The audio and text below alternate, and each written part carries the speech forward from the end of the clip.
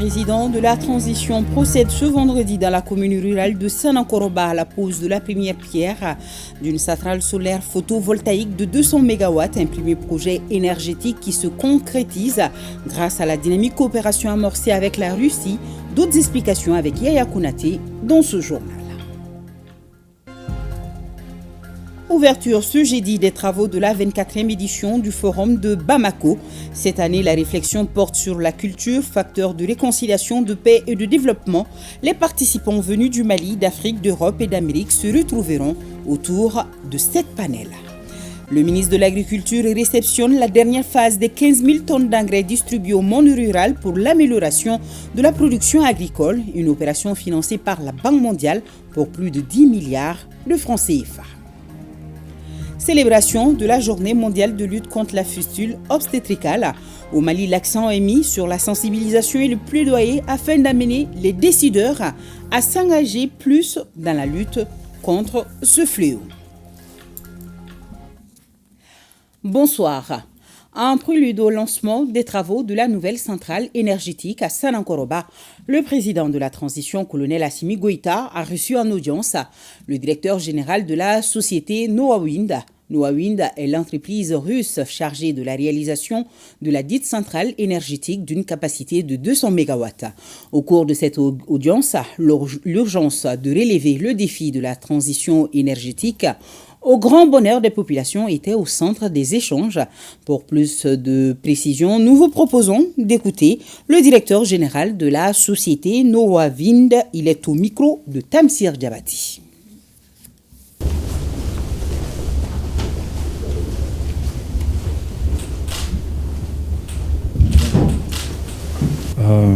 Мы доложили господину президенту о нашей работе по проектам в энергетике. On était bien reçus par le président du pays. Donc le but de cette réunion de travail il était de faire le point en fait, sur nos avancements de notre projet dans le domaine des énergies. Donc on a donné des détails, des commentaires sur la base de l'avancement de notre projet de construction de centrales solaires. Notre société Noawind il a beaucoup de projets dans les énergies renouvelables, et on prévoit un complexe des projets énergétiques au Mali. Aujourd'hui, la puissance de la centrale solaire de Sanankoroba, ça prévoit 200 MW. Решению вопросов развития энергетики в Мали. Demain, vendredi donc, c'est la fête dans la commune rurale de Sanankoroba. Ces populations accueillent le président de la transition, colonel Assimi Goïta, qui va procéder à la pose de la première pierre d'une centrale solaire photovoltaïque de 200 MW. Un premier projet énergétique qui se concrétise grâce à la dynamique coopération amorcée avec la Russie. La pose de la première pierre de la centrale de Sanankoroba marque le début d'une série de constructions de centrales solaires. Les prochains lancements sont prévus les 28 mai et 1er juin à Safo et à Tcharadougou, Dialakoro. Elles auront une capacité totale de production de 400 MW, des infrastructures qui verront le jour grâce au partenariat avec la Russie, mais aussi la Chine et les Émirats arabes unis et qui contribueront largement à la résolution des problèmes énergétiques que connaît le pays. Autrement dit, notre pays amorce ainsi sa transition énergétique en vue de sortir progressivement des énergies fossiles. Yaya Kounati. Le soleil comme allié dans la gestion de la crise énergétique que traverse le Mali. Les autorités de la transition ont en effet fait le choix de se tourner vers cet astre, réputé source d'énergie sans cesse renouvelable et surtout inépuisable. Cela au moment où les besoins énergétiques ici comme ailleurs vont croissant tous les jours. Sortir de la crise et amorcer un véritable décollage économique, telle est la volonté affichée. Et le tout premier pas dans cette direction, ce sera une centrale solaire photovoltaïque.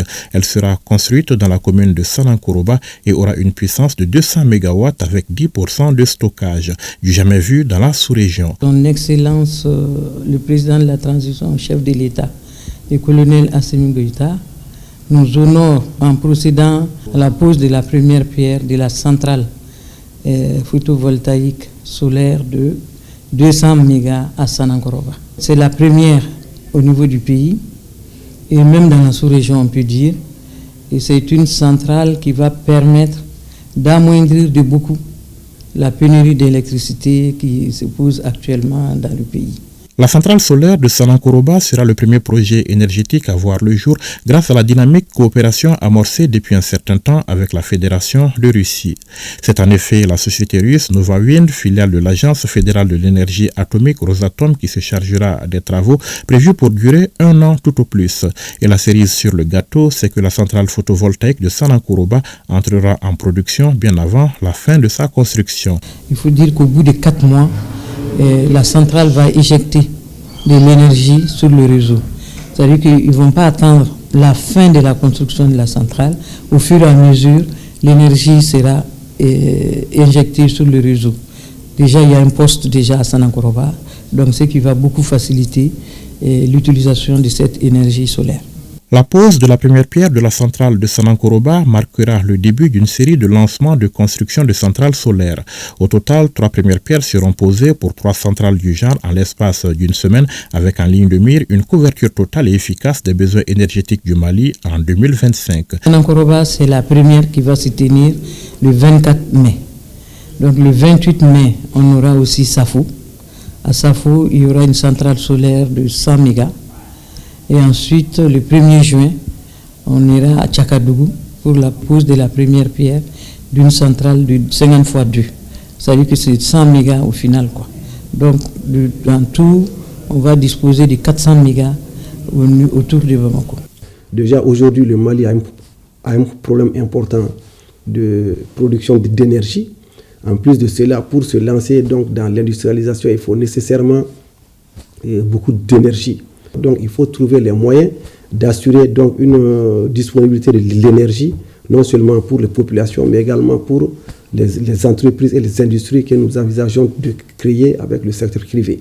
Tout le monde sait qu'aujourd'hui, notre besoin minimum, en tout cas, est de 500 mégas. Et si nous arrivons déjà à produire sous forme d'énergie renouvelable 350 mégas, cela va faire que les barrages de Manantali, de Guina, de Fielou et les autres centrales que nous avons vont largement permettre, j'en suis sûr, en 2025, de couvrir largement les besoins du Mali. Il s'agira en ce moment de se projeter sur les besoins futurs des entreprises pour développer encore d'autres sources comme à Bougouni, nous avons la possibilité de faire encore une centrale de 200 mégas. Ça ne va pas s'arrêter seulement à ces 3 centrales. Il y aura peut-être d'autres centrales comme à Ségou, Kouchala, etc. Même si c'est de moindres capacités, mais il y aura encore d'autres centrales solaires. Donc ça va nous permettre aussi quand même de diminuer de beaucoup, même si on ne dit pas à 100%, en tout cas de diminuer de beaucoup tout ce qui est thermique. Pour la construction de ces centrales auxquelles il faut ajouter celle de Bougouni annoncée pour très bientôt, le Mali a misé sur des partenaires fiables qui comprennent ces difficultés et qui interviendront en mode BOT. Entendez par là un partenariat à travers lequel l'investisseur s'engage à construire un équipement puis à le faire fonctionner pendant un certain temps pour, à l'issue de cette période, en transférer la propriété aux contractants, notamment à l'État malien. La centrale de Safo, ce sera avec la République populaire de Chine, qui va porter sur 100 mégas, et la centrale de Tchakadougou-Dialakoro, qui est de 100 mégas aussi au total, ce sera avec les Émirats arabes unis.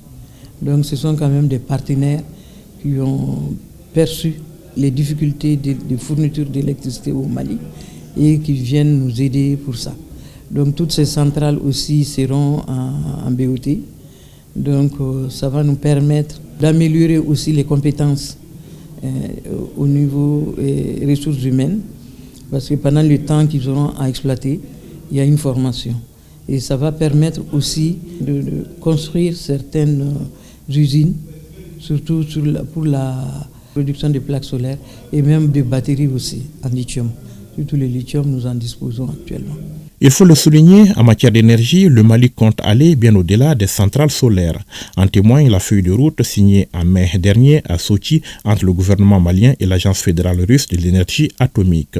Un cadre de collaboration qui permettra également à notre pays de faire ses premiers pas dans le domaine de l'énergie nucléaire. Il s'agit de poursuivre donc les discussions pour qu'on ait une visite de Rosatom sur le terrain à Bamako, pour aller visiter le terrain et savoir quelles sont les zones qui doivent être retenues pour la réalisation de ces centrales nucléaires. Je rappelle que c'est entre 4 centrales nucléaires de 50 MW qui sont avec la modulation possible de la puissance qui sont attendues dans le cadre de ce projet. En attendant, les regards sont tournés vers le triangle Sanankoroba, Safo, Tchakadougou. C'est autour de ces 3 localités que le Mali amorcera véritablement sa transition énergétique. Les infrastructures qui verront le jour dans un avenir très proche permettront à notre pays de se faire une place de choix parmi les pays africains ayant le plus recours au service de l'énergie solaire.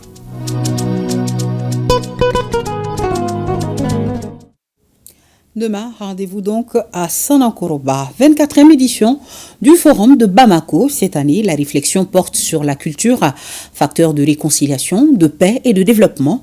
Les participants sont du Mali, d'Afrique, d'Europe et d'Amérique.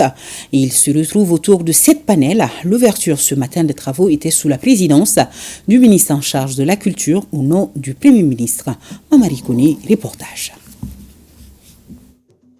C'est un tableau peu reluisant de la situation mondiale que le président du Forum de Bamako a dressé à l'ouverture des travaux de cette 24e édition. Une édition qui se tient au moment où les armes continuent de tourner dans plusieurs parties du monde avec de nombreuses victimes. C'est parce que nous sommes convaincus que notre destin n'est pas enfermé dans les enclaves mortelles de la haine. C'est parce que nous avons foi en la capacité de sursaut qui sommeille en chacun de nous. C'est parce que nous croyons au génie humain de faire éclore les lumières de la raison, de l'esprit et de la culture. Nous avons choisi le thème de la présente édition qui nous réunit en ce moment. Culture, réconciliation, paix et développement. La culture comme levier. Selon le président du Forum de Bamako, le choix du thème de cette édition n'est pas motivé par la situation du Mali, mais plutôt par l'environnement international. Pour Abdullah Koulibaly, qui a salué la forte mobilisation du gouvernement autour du Forum, la culture est un puissant levier du lien social, communautaire et un vecteur de développement. Conviction partagée par les ambassadeurs de Suède et de Chine au Mali, ainsi que par le bureau du PNUD à Bamako. Pour l'UNESCO, il s'agit à présent de mettre la dimension culturelle au cœur des stratégies de développement. Cette 24e édition du Forum de Bamako, au lieu de réflexion, au profit du développement social, culturel et économique de l'Afrique, est une réelle opportunité de promotion de dialogue, de paix et de cohésion sociale, des valeurs auxquelles notre organisation accorde une importance particulière. En ouvrant les travaux au nom du Premier ministre, le ministre en charge de la culture dira que le riche patrimoine culturel dont dispose notre pays demeure une ressource inestimable pour réguler les tensions et juguler les crises. La culture malienne renferme tous les ingrédients et les ressources sur lesquelles notre peuple devrait s'appuyer pour rebâtir le havre de paix qu'a toujours été notre pays. Cette culture offre des possibilités incroyables, celles que d'aucuns appellent si opportunément l'exception malienne. En tant que fondement de notre identité collective, la culture possède un pouvoir unique et extraordinaire pour rassembler les communautés. La traditionnelle conférence inaugurale a été donnée par le professeur Alioune Sall, directeur exécutif de l'Institut des futurs africains. Occasion pour lui d'insister sur la nécessité de revisiter notre histoire avant d'évoquer l'importance de la culture dans le développement. Le Forum de Bamako est une opportunité pour célébrer les talents. C'est dans ce cadre que 4 prix d'excellence ont été décernés dans les domaines de la science et de la technologie, de l'entrepreneuriat, du leadership féminin et de l'éducation. Ces prix sont revenus respectivement à Orange Digital Center, à Barrick Gold, à Ken Bogoul Marietumba du Sénégal et à Cheikh Tidiane Seck. Au programme de la 24e édition du Forum de Bamako, 7 panels consacrés à l'éducation, à la formation, à la diplomatie culturelle, aux industries culturelles et au financement des politiques culturelles. Le ministre de l'Agriculture a réceptionné cet après-midi la dernière phase des 15 000 tonnes d'engrais distribués au monde rural pour l'amélioration de la production agricole. L'ensemble des opérations financées par la Banque mondiale à travers le programme de résilience du système alimentaire en Afrique de l'Ouest a coûté plus de 10 milliards de francs CFA, nous dit Youssouf Djakité. L'amélioration de la productivité agricole, voilà l'une des principales préoccupations des autorités de la transition. C'est pourquoi le ministère de l'Agriculture est à pied d'œuvre pour la facilitation de l'accès de la population malienne aux intrants agricoles sur toute l'étendue du territoire national. Et cette remise d'engrais au ministre de l'Agriculture par le programme de résilience du système alimentaire en Afrique de l'Ouest est une parfaite illustration de cet engagement gouvernemental. Le gouvernement du Mali et la Banque mondiale ont décidé de mettre en place un programme qui couvre actuellement 8 pays, qui à terme doit couvrir 17 États. Donc c'est pour faire face à l'insécurité alimentaire qu'on a mis en place ce programme un peu partout dans les pays de l'Afrique de l'Ouest, et financé par la Banque mondiale. Aujourd'hui, nous sommes vraiment à la fin. Le ministre de l'Agriculture, dans son adresse, a insisté sur le maintien du prix subventionné de l'engrais. L'engrais est vendu à 14 000 francs, pas plus. Les zones qui sont concernées se situent dans la région de Ségou, où on a 16 communes, le cercle de Nono, 6 communes, le cercle de Kouchala, 19 communes, le cercle de Yorosso, 5 communes, le cercle de Sikasso, 24 communes, et le cercle de Kadiolo, 5 communes. Il faut rappeler que le 16 août 2023, le gouvernement a donné son accord pour l'achat de 15 000 tonnes sur le budget du PRSA. On a mis d'abord des commissions en place au niveau de toutes les communes. Après, nous avons mis en place un mécanisme de suivi et de distribution des engrais. Le PRSA, faut-il le rappeler, a pour objectif d'accroître la préparation à l'insécurité alimentaire et améliorer la résilience des systèmes alimentaires dans les pays participants au programme, dont le Mali. Eau et assainissement, le Mali entend s'inspirer d'autres expériences pour relever les défis liés à ces deux secteurs dans notre pays. À Bali, en Indonésie, où il prend part au 10e Forum mondial de l'eau, le ministre de l'Environnement, de l'Assainissement et du Développement durable a rencontré certains de ses homologues sur la question. Les perspectives s'annoncent bonnes, nous précisent nos envoyés spéciaux Khadijatou Kone et Aloubé Kone. En marge du 10e Forum mondial de l'eau à Bali, plusieurs stands sont érigés pour mettre en lumière des innovations dans les domaines de l'eau, de l'environnement et de l'assainissement. Des chercheurs, des scientifiques, des fabricants et autres fournisseurs de produits et de services se côtoient tous les jours pour nouer d'éventuels partenariats. Le ministre de l'Environnement, de l'Assainissement et du Développement durable fait le tour des expositions pour voir ce que le monde offre de nouveau face aux multiples défis liés à l'eau. Au pavillon de l'Afrique, il a eu des échanges avec son homologue du Nigeria sur le renforcement de la coopération dans le domaine de la formation et de la recherche sur les ressources en eau. Et juste à côté, c'est son homologue du Sénégal qui lui ouvre les portes du stand du pays de la Teranga. Le Mali et le Sénégal partagent déjà une vision commune dans divers domaines et s'investissent à consolider l'excellence de cette relation. Et je suis d'autant plus fier que lorsqu'on évoque ici dans ce forum important de Bali les bonnes pratiques et les expériences réussies à l'échelle globale, on cite le nom de nos pays.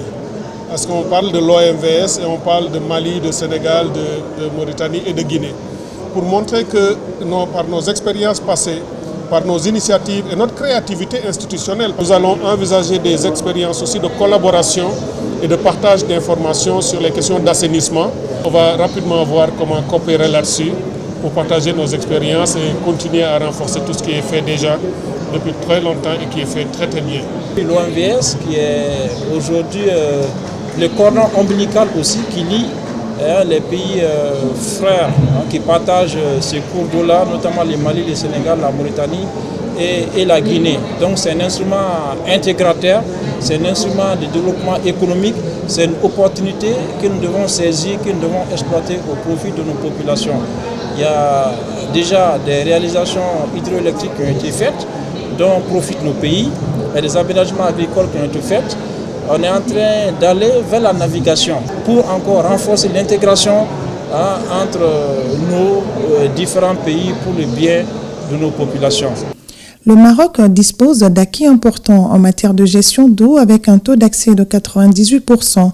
Au stand du royaume chérifien, ministres maliens et marocains mettent en exergue le travail accompli dans leurs pays respectifs en vue de jeter les jalons d'un partenariat plus dynamique. Là, nous avons eu l'occasion d'identifier un certain nombre d'axes de coopération dans le domaine des barrages, dans le domaine également de l'assainissement, dans le domaine également du financement de l'adaptation, dans les domaines également de la gestion intégrée de l'eau et des ressources en eau. Et nous avons également eu l'occasion de partager l'initiative royale de l'Atlantique pour les pays du Sahel, pour permettre aux pays du Sahel d'accéder à l'Atlantique. Et nous avons convenu d'organiser une visite officielle ministérielle du Mali vers le Maroc pour que nous puissions échanger en profondeur sur les différentes thématiques abordées et pour pouvoir dégager une feuille de route afin de concrétiser toutes ces visions en tout cas qui animent nos deux pays et pour l'intérêt de nos populations respectives. Le ministre Samaké et la délégation qui l'accompagne au Forum mondial de l'eau à Bali poursuivent les contacts avec à la clé un objectif: renforcer la coopération avec différents pays et inciter les partenaires à venir soutenir les projets structurants au Mali. Ici donc à Bamako, 80 agents du bureau du vérificateur général se forment en passation des marchés publics selon les procédures de la Banque mondiale. Du 23 au 1er juin, ils seront outillés en vue de mener à bien leur mission de contrôle. Il faut savoir que le groupe de la Banque mondiale intervient dans plusieurs projets au Mali et leurs procédures de préparation, d'exécution et de paiement sont différentes de celles du Mali. La cérémonie de lancement était présidée par le ministre de l'économie et des finances, Alousseini Sanou. On en sait plus avec Bemba Sibi. 84 vérificateurs à l'école de passation de marché selon les procédures de la Banque mondiale. 10 jours de formation qui vont permettre à ces agents du bureau du vérificateur général de se familiariser avec les principes de gestion, les phases de préparation des marchés publics, mais aussi de maîtriser les modalités d'exécution et des règlements des marchés publics de l'institution de Bretton Woods. Le bureau de vérificateur général est appelé à travailler sur des projets financés par la Banque mondiale, dont les marchés sont préparés, conclus, exécutés et payés suivant les règles et procédures propres à la banque. Dès lors, il est crucial pour le personnel de vérification que vous êtes de vous servir comme référentiel les procédures de la Banque mondiale. Cet atelier s'inscrit dans le plan stratégique du bureau du vérificateur général qui est de professionnaliser davantage son personnel, ceci en vue de répondre aux défis de contrôle de la gestion publique sur à la fois les ressources intérieures et extérieures provenant notamment des financements des partenaires comme le groupe de la Banque mondiale. La déontologie professionnelle du bureau, exigeant excellence, exemplarité, nous oblige donc à une maîtrise totale des arcanes des marchés publics. C'est la raison pour laquelle nous devons être suffisamment outillés pour être à hauteur de la mission que nous ont confiée par les plus hauts autorités de notre pays. Le premier partenaire financier du Mali, c'est la Banque mondiale et les financements dépassent plus de 1500 milliards aujourd'hui. Donc la Banque mondiale a des procédures de passation des marchés, effectivement, qui sont différentes des procédures du Mali en la matière. Donc il est important que les vérificateurs puissent s'en imprégner. Cet atelier de renforcement des capacités vient compléter les multiples appuis apportés au bureau du vérificateur général par la Banque mondiale. Une collaboration qui est un catalyseur de performance pour le bureau dans le cadre de ses missions de vérification, a souligné le vérificateur général. Journée de célébration pour l'élimination de la fistule obstétricale. Dans notre pays, nous assistons à l'augmentation du nombre de maladies de 2016 à 2023, soit 2000 femmes en risque de devenir porteuses de fistules. Pour cette édition 2024, le thème retenu est intensifier la sensibilisation auprès des prestataires et des communautés pour renforcer la prévention et la prise en charge de la fistule obstétricale. Autrement, la journée vise à amener les autorités à s'engager entièrement et complètement dans la lutte contre ce fléau, nous précise Inaba. L'exercice de ce mercredi vise à faire le plaidoyer pour mobiliser davantage de ressources et à sensibiliser la communauté sur les facteurs favorisant la fistule obstétricale afin de la prévenir. En organisant ce point de presse, l'Office national de la santé et de la reproduction veut accroître la sensibilisation pour éviter cette affection très handicapante qui touche la jeune femme et qui l'exclut de la société. Selon l'Organisation mondiale de la santé, la prévalence de la fistule obstétricale est estimée à plus de 2 millions de jeunes dames à travers le monde, dont la plupart se trouvent en Afrique subsaharienne et en Asie. Sur 1000 accouchements, nous avons probablement 4 femmes qui se retrouveraient avec cette drame familiale. Chaque année, le Mali célèbre la journée internationale pour l'élimination de la fistule obstétricale le 23 mai. Malgré la sensibilisation, le nombre de personnes a presque doublé. Il est passé de 178 cas en 2018 à 323 cas en 2023. Le mariage précoce et l'excision sont les facteurs favorisant la survenue de la fistule obstétricale. L'ONASR est en train de développer des stratégies mobiles d'intervention au niveau effectivement des communautés, le déploiement des étudiants en fin de cycle, sages-femmes comme médecins au niveau communautaire, et nous avons une stratégie de 600 pour les 2 années à venir. Selon les spécialistes, la fistule en elle-même ne tue pas et la prise en charge n'est pas gratuite. Pour éviter cette maladie, il faut effectuer les consultations prénatales régulières et accoucher dans une structure de santé spécialisée. 8e Conseil fédéral de l'Association des pionniers du Mali, bilan du mouvement pionnier malien, mis en place pour un mandat de 4 ans des nouveaux bureaux. S'y sont là, entre autres activités prévues lors de cette rencontre, dont l'ouverture des travaux a enregistré la présence du ministre en charge de la jeunesse. Compte rendu Aridjou Matina. Jour de conseil fédéral au palais des pionniers du Mali, occasion pour l'association des pionniers de respecter la tradition devant le ministre en charge de la jeunesse avec la montée des couleurs, suivi du chant des pionniers.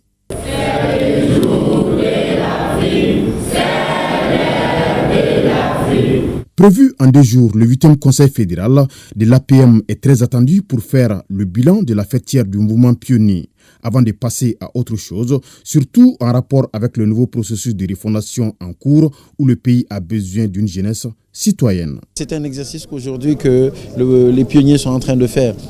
Ils ont regroupé tous les acteurs des différentes régions, les responsables, ils sont là. Bon, vous savez, le mouvement pionnier aujourd'hui, c'est un mouvement qui est connu de tout le monde, qui a toujours été là à tous les moments de la République et qui sont mis devant sur les questions de citoyenneté. Peu importe ce qui se passait, ce sont des acteurs qui ont toujours été droits dans leurs bottes sur les questions de citoyenneté. Donc il était important de voir dans le cadre de ce mouvement comment ils peuvent inculquer leurs valeurs auprès des autres jeunes.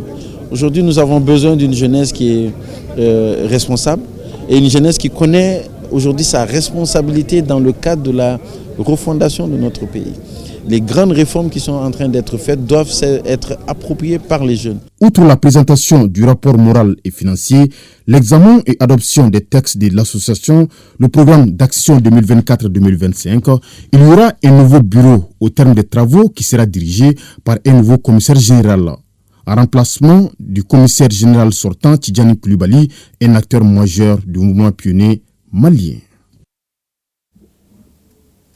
Direction Bougouni, un mot de la cérémonie d'inauguration de 6 forages offerts à la communauté éducative et villageoise par le président de la transition dans le cadre de ses œuvres sociales.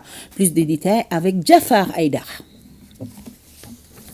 Ces 2 inaugurations des forages offerts par le président de la transition, son Excellence Assimi Goïta, dans la région de Bougouni, a concerné le groupe scolaire Kolon Koulibaly de Garalo et le village de Tchokele dans le cercle de Kadjana, de notre l'engagement et l'amour de l'homme envers son peuple. Les bénéficiaires de ces œuvres sociales se réjouissent de ces forages car celui qui te donne de l'eau potable te donne la vie. Nous sommes très heureux d'avoir ces forages. Nous remercions le président de la transition, son Excellence le colonel Assimi Goïta, et nous nous inclinons devant la mémoire de toutes les victimes civiles et militaires. Que Dieu bénisse le pouvoir de Assimi Goïta. Un jour nouveau pour nous les élèves de Garalo. Dans notre espace scolaire, L'eau potable était jadis devenue une denrée rare.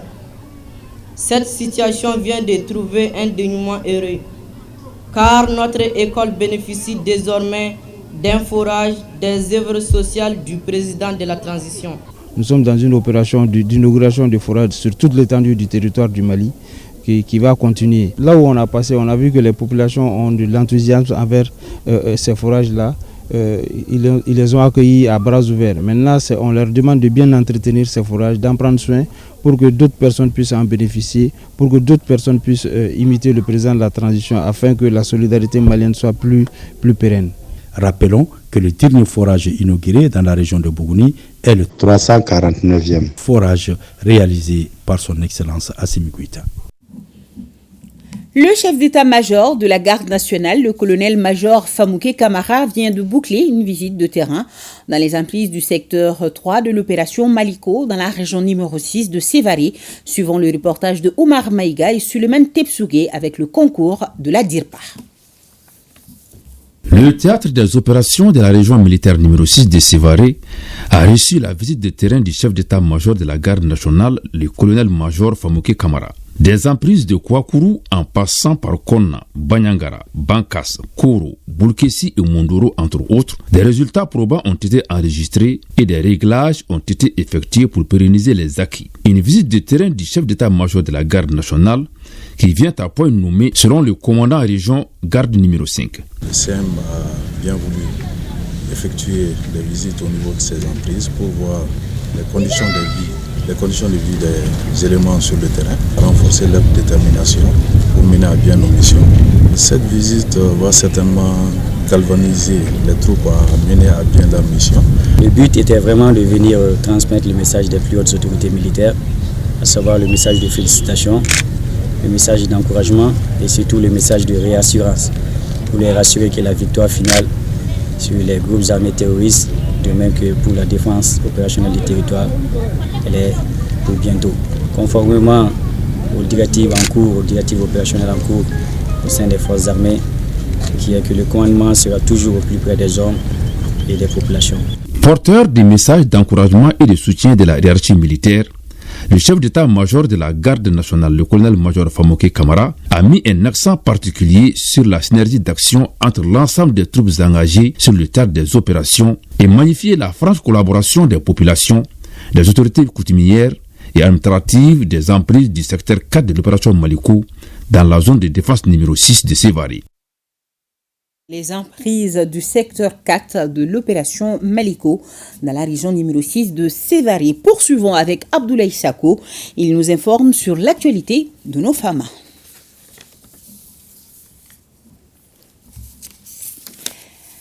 Donc peut-être au cours de ce journal, nous allons retrouver Abdoulaye Sako. Nous avons ce communiqué. L'état-major général des armées informe l'opinion nationale que du 20 au 22 mai 2024, les FAMA ont traqué plusieurs groupes terroristes et démantelé des refuges dans les secteurs d'Ansongo, Leleoy, Tassiga, Aoussa-Gourma, Leleoy, Argou. Le bilan de cette opération fait état de plusieurs terroristes neutralisés ainsi que des équipements récupérés dont la composition est la suivante.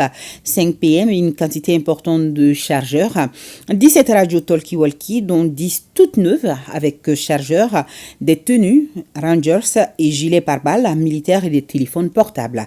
Une importante quantité de carburant a été découverte et brûlée et plusieurs campements terroristes ont été également détruits. Par ailleurs, l'état-major général des armées rappelle que les FAMA poursuivront les opérations de sécurisation jusqu'à la libération totale de toutes les voies de ravitaillement des populations de la région de Kidal. Ceci conformément à leur mission de protection et de libre circulation des personnes et de leurs biens.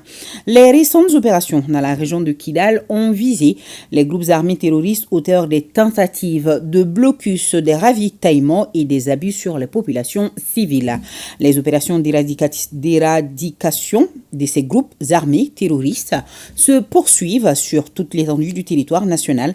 Il est donc demandé aux populations des Sénagneux et de ces bandits armés qui se camouflent au sein des sites d'habitation de nos villes et campagnes. L'état-major général des armées compte sur la bonne compréhension de tous pour assurer le succès de ces opérations de protection des personnes et des biens et rassure que la recherche et la neutralisation des terroristes restent la priorité des femmes. Unis, nous vaincrons.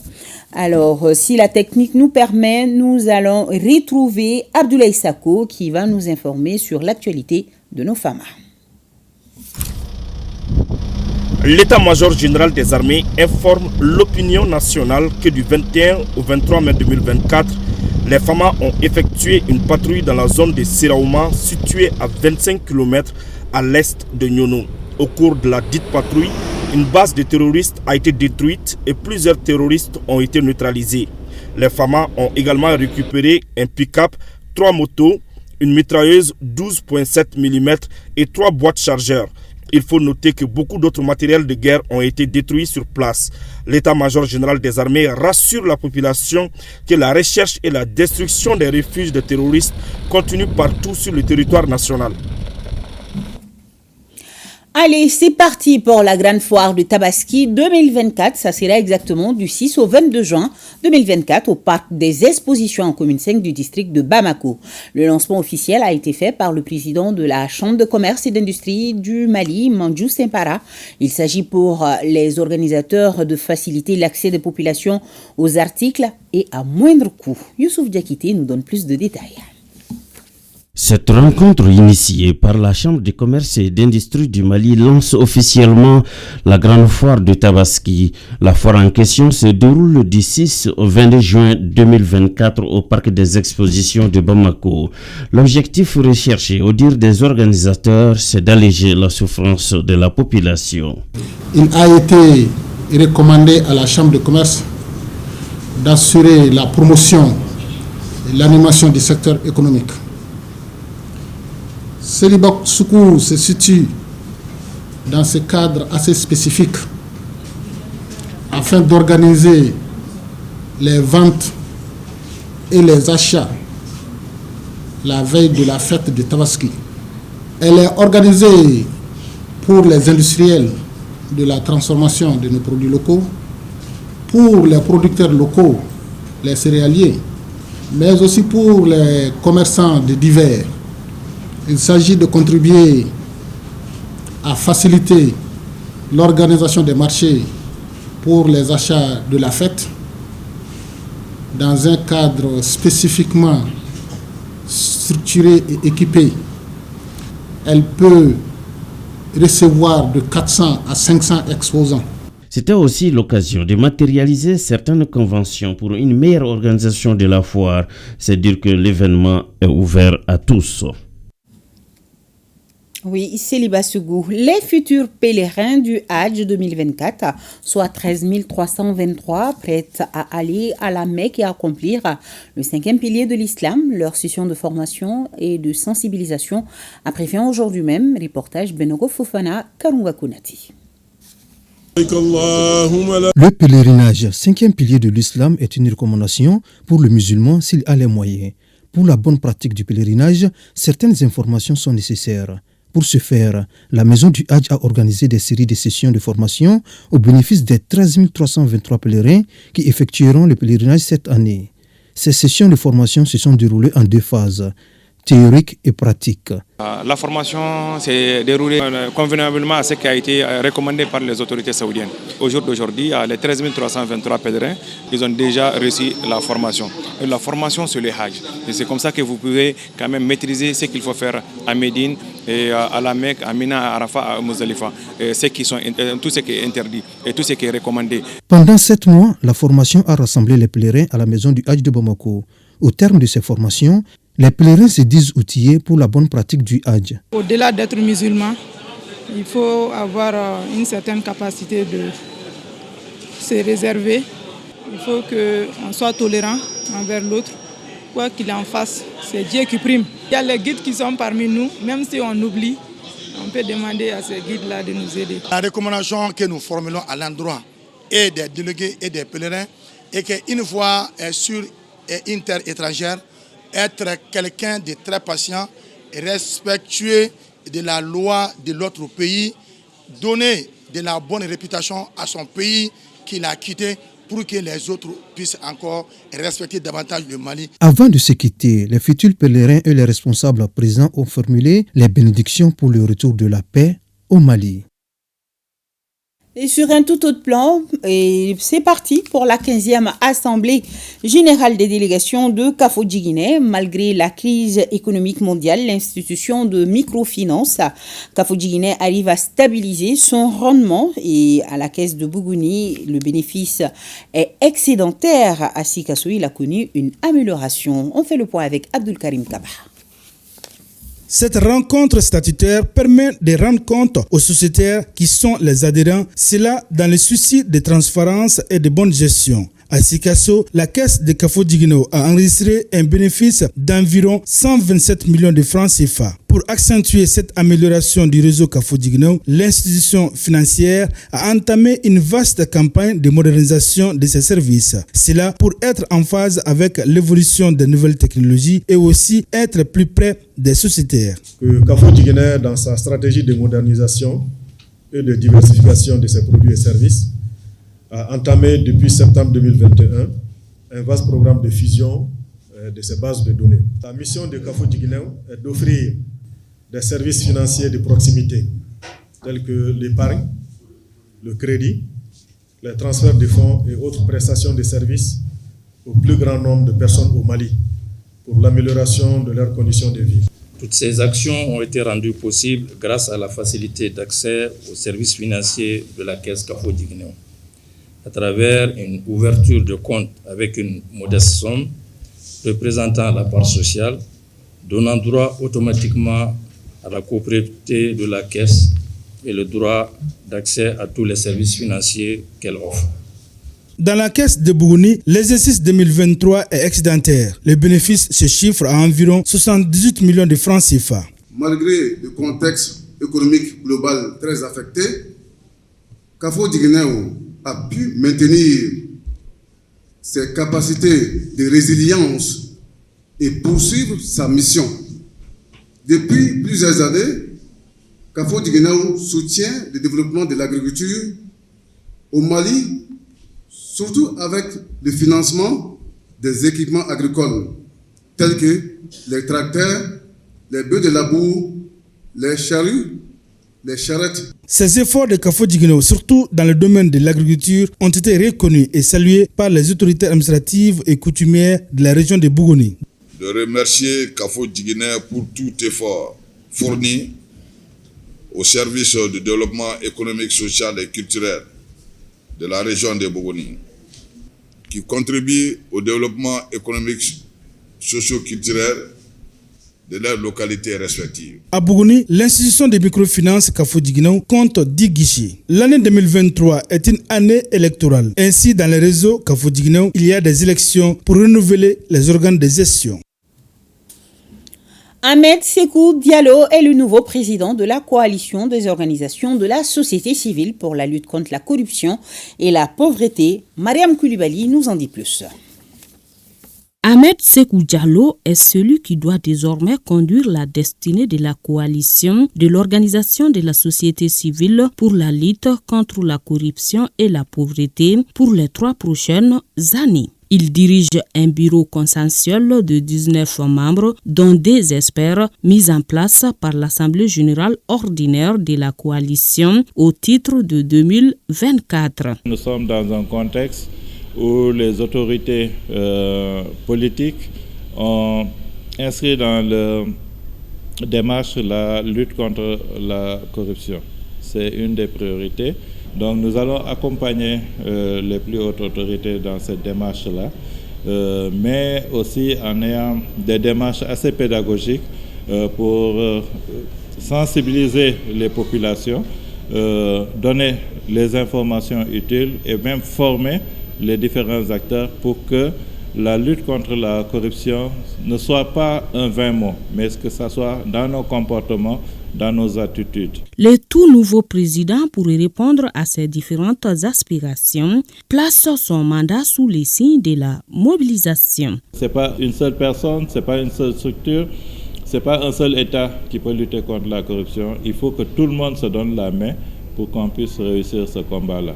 Donc nous allons vraiment nous mobiliser, ne ménager aucun effort pour nous inscrire davantage dans le cadre de la lutte contre la corruption au Mali. En termes de lutte contre la corruption, la coalition a, au cours de son mandat d'Irien, effectué environ 900 cas de dénonciation à travers la plateforme Kenekanko dans les 19 régions du Mali et le district de Bamako.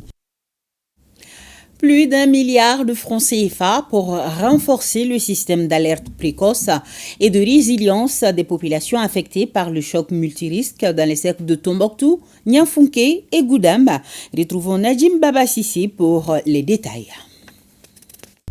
Renforcement du système d'alerte précoce et de la résilience des populations affectées par les chocs multirisques. C'est l'intitulé de ce nouveau projet qui concernera plus de 500 000 personnes dans les régions de Tombouctou et de Mopti. Il est piloté par le consortium WHH, AMSOD et Solidarité Internationale. Nos populations se trouvent exposées à des multirisques, comprenant des phénomènes climatiques extrêmes, aggravés par le changement climatique, des dégradations environnementales, les risques sanitaires, des conflits intercommunautaires et des insécurités alimentées par les groupes armés.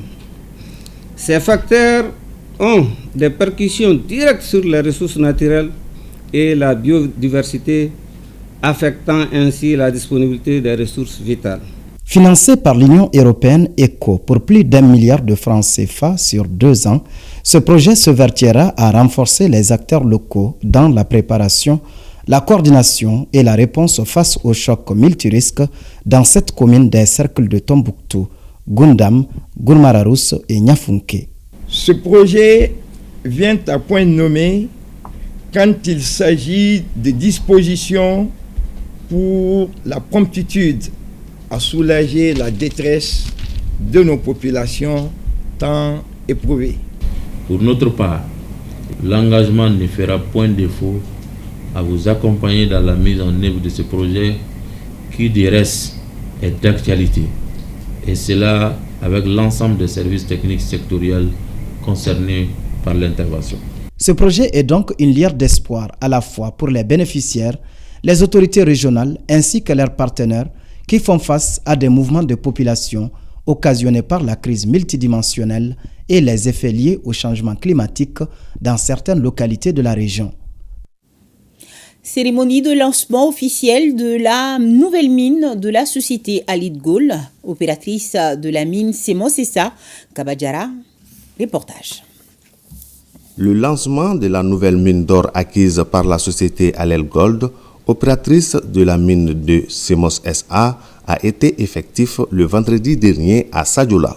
Située à 17 km de Sadiola, cette nouvelle mine se nomme Coralie Sud ou Diba. Les objectifs qui ont recherché ici est pour faire les exploitations de cette zone. Et ça, c'est aider Allied avec leurs besoins, mais à le même temps donner la possibilité pour Allied pour contribuer sur le pays du Mali avec le développement. Pour remercier tout le monde pour leur coopération, on peut actuellement commencer le projet aujourd'hui. Parce qu'il y a la participation de tout le monde qui sont importants. Le lancement est l'aboutissement d'un long processus qui a commencé depuis 2021 par l'organisation d'une étude d'impact environnemental qui a abouti à la délivrance d'un permis environnemental. Dans ce processus, des consultations publiques ont été organisées dans les localités concernées par le projet et qui ont impliqué plusieurs services techniques. Nous sommes là en tant que représentants de l'État. Nous allons veiller à ce que toutes les législations en matière de gestion minière puissent être respectées pour que ce projet puisse être profitable à ces populations. Pour rappel, la Semos SA a respecté la tradition en offrant 3 taureaux comme sacrifice rituel pour le début de l'exploitation, la bonne production et la durabilité des actions et la stabilité entre les parties prenantes, la Semos SA, les communautés riveraines et les autorités. Le directeur général adjoint de l'agence malienne de métrologie, Amam Drissa Adao, répond aux questions de Yaya Konaté sur le plateau de l'invité de la semaine. Il parle de la campagne de vérification 2024 des instruments de mesure menée par l'agence malienne de métrologie. Chaque année, nous faisons ce qu'on appelle une campagne de vérification. Et cette campagne s'étend sur 3 mois en général, mais des fois nous faisons une prolongation d'1 mois. Et cette campagne, elle a commencé en janvier 2024. Elle a pris fin en mars 2024. Elle a été prolongée d'1 mois. Et au cours de cette campagne, nous avons procédé à la vérification essentiellement de 3 catégories d'instruments de mesure. En grande partie, il y a d'autres qui ont été vérifiés. Ça, c'est les balances, les bascules, les pompes bascules, les distributeurs de carburant, ce que vous appelez les pompes à essence, le jaugeage des camions citernes. Ça, c'est les 3 grandeurs qui ont été vérifiées du 1er janvier au 30 avril aujourd'hui. Et qu'est-ce que cela donne comme résultat? Est-ce qu'en règle générale, on se conforme aux normes? Bon, en règle générale, on ne se conforme pas, puisque lors de ces vérifications, il a été constaté que certains de ces instruments ne répondaient pas aux normes. Voilà, à retrouver l'invité de la semaine, à suivre donc après les informations météorologiques. Comme je vous l'annonçais, sport, cyclisme, la 3e étape du Tour cycliste du Mali a vu sur le podium 3 pays sur le podium. Le maillot jaune est toujours porté par le Burkinabé Mamadi Iboudo. Le compte rendu de l'étape avec nos envoyés spéciaux Mohamed Namakeita et Aruna Diarra. 27 degrés Celsius à Sikasso, ciel un peu nuagé, le vent souffle à 11 km/h. Devant le Ciné-Tata, c'est le gouverneur de Sikasso qui donne le coup d'envoi de la 3e étape du Tour cycliste du Mali. 2, 1, 0. Les coureurs vont à l'assaut du maillot jaune arboré par le Burkinabé Mamadi Iboudo depuis la première étape Bamako-Bougouni. L'équipe du Maroc prend le devant de la course, suivie de près par des Maliens, un Ivoirien et le peloton. Après 5 allers-retours entre l'hôtel Tata, le camp Tcheba, le rond-point Babemba, le rond-point central et l'hôtel Tata, John Douba Diallo de l'équipe régionale de Sikasso remporte le sprint du premier point chaud devant Tchemoro Diallo de l'équipe nationale du Mali et l'Ivoirien Loukou Kwaku Alexis à 25 secondes du peloton. Au 8e tour, l'échappée conduit par les Maliens. Un Marocain, l'Ivoirien, est à 36 secondes du peloton, chapeauté par des coureurs burkinabés.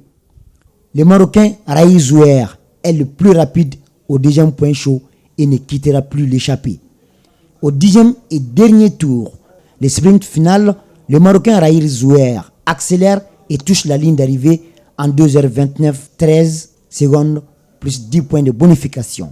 Arrive ensuite le jeune coureur malien Tchemoro Diallo, 6 points de bonification, et l'Ivoirien Isiaka Sissé, 4 points de bonification. Je suis très heureuse aujourd'hui pour gagner la 3e étape. C'est beaucoup de fatigue, beaucoup de chaleur. Le circuit fermé, grand circuit. Il y a une bosse et la descente de 10 km. La première étape, malchance de sprint.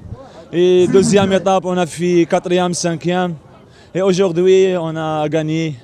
Et remercie beaucoup les fédérations maliennes pour cette organisation du Tour de Mali. Et cette victoire qui est donnée la Fédération marocaine de cyclisme. Et M. Mohamed Belmahi et toutes les fédérations du Maroc et le roi du Maroc, Mohamed VI, le premier sportif le Marocain.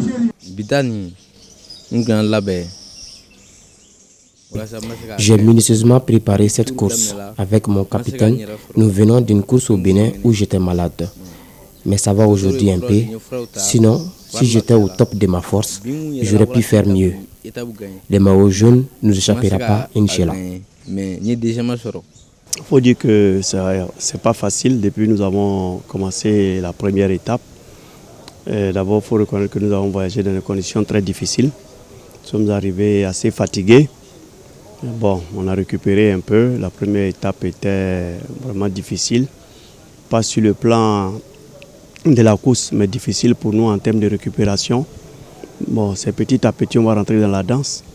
Déjà, la deuxième étape, c'est déjà un peu signalé déjà. Et je pense que voilà, la troisième étape vient de confirmer. D'ici l'arrivée finale, la Côte d'Ivoire peut être peut-être sur le podium. Il faut reconnaître que faire 104 km, ce n'est pas une chose facile. Et sous un soleil brûlant, ce n'est pas vraiment facile là.